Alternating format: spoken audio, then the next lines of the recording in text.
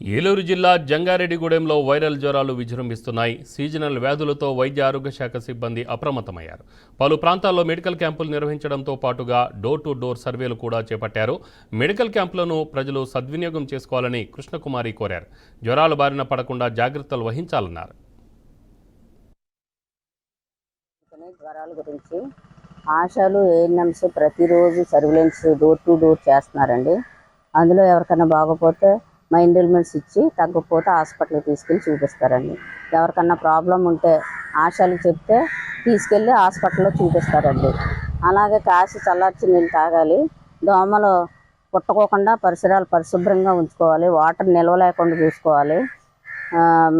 ఇంకా ఏమన్నా మీకు ప్రాబ్లమ్స్ ఉంటే ఆశాలకు చెప్తే డాక్టర్ గారు యూపీహెచ్సి డాక్టర్ గారు జంగారెడ్డిగూడెంలో 2 ఉన్నారండి. అర్జున్పేట డాంగే నగరు 2 డాక్టర్స్ దగ్గరికి తీసుకెళ్ళి చూపిస్తారు. అక్కడ తగ్గపోతే ఏహెచ్సి చూపిస్తారండి. కాబట్టి ఇది అందరూ గమనించి ఈ క్యాంపులు ఫీవర్స్ తగ్గేదాకా ఈ క్యాంపులు రన్ అవుతూనే ఉంటాయండి.